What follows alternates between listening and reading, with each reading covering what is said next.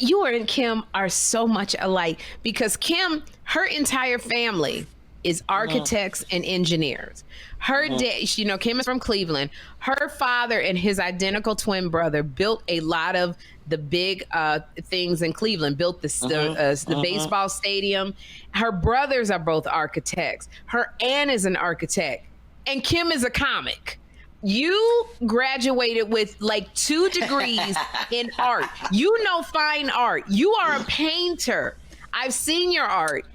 Why are you a stand-up comic? You have a degree where you could go to museums and be the director, the person who buys all the art. Curator.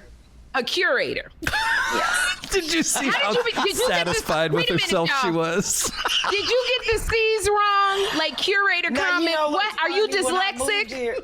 When I moved here, I wanted to be a curator of a museum. And that's why I moved here. I used to teach ceramics at Moore College of Art, which is the sister school to where I graduated, Fontbonne College in St. Louis. But it's funny, when I worked at that law firm, everybody saw stuff. Working with those lawyers at Meseroff, because you know I worked at the firm where they filmed the movie Philadelphia. And working at Meseroff, Gelman, Jaffe, Kramer, and Jameson, it was funny. And they used to frustrate me. I used to talk about them so bad. And everybody in the office used to be like, girl, you funny. I was like, this shit ain't funny. They don't know what the hell they do. Oh my God, they used to drive me crazy. So when I used to do the Unilaw meetings, which was like a 10 law firms around the U.S. We used to meet in the Poconos every 4 months to do these retreats to bridge gaps between the partners and the associates. And I used to host them. It would be a roast. So the partners would roast it. And they were like, girl, you should be. And everybody used to say it because they would see something in me. You know how they say people can see something in you you may not see in yourself. So they were like, girl, you should be a comedian because you're so funny. You be killing us talking about them. The partners at the law firm and just everybody in there. I used to talk about their ass, how they used to get on my nerve. And my boss in the wheelchair, I'm like, I don't give a damn to be in a wheelchair. That was what I told. I'm like, I need a ride. He don't give me no ride. Talking about go get him some lunch. He been getting lunch. I was like, I ain't going to get him shit. They used to be. I was horrible. That's why I was like, I need to be my own boss. I can't work for people because I don't know how to act in a corporate setting. I mean, I know how to, but I was like, I can't do this. I can't have all of this. That's why I had to quit. I was like, I'm just going to do what I do. So I became a comedian. Like, did you, and I run because my you're own such, business. you so right brain, did you research Rita Rudner, the comic? She's got a residency in Vegas. She holds the microphone like this and she talks and she tells her jokes.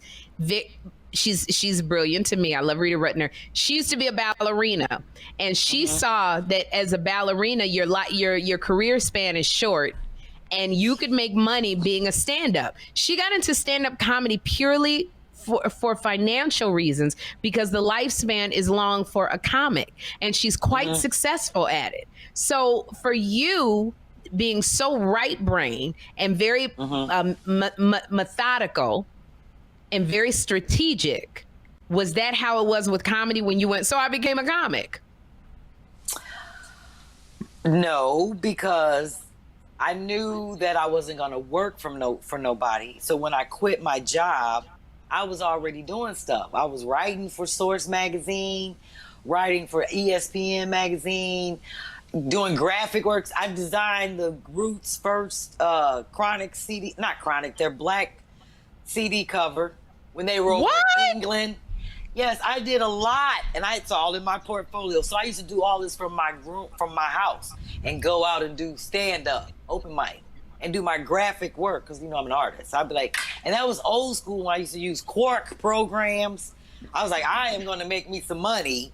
I used to design weed cards for people in my neighborhood, business cards, everything, Sherri. I was working with the hustlers, the rich people. My best friend used to date the Roots manager back when they were here in Philly. And she was like, they need a CD cover. They're going to be in England. It's called Organics. That's the name of it. Their first CD cover is all black. And it's actually in the Source magazine. I had to design the whole ad. I still have it, like, in my little collection. But I was doing all that kind of stuff. Because I want Chris to put it up, too. So if you have it, send it. I have it. I can take pictures of stuff like that. I have all the stuff that I was doing, you know, I was doing trips to the Newport Jazz Festival, bus trips, anything to keep my money source going. And then when it started picking up with comedy, I was like, oh, I can't do all this anymore. Let me just get on the road. But I did comedy on a dare.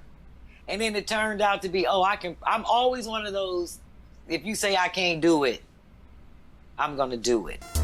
Two funny mamas. Two funny mamas.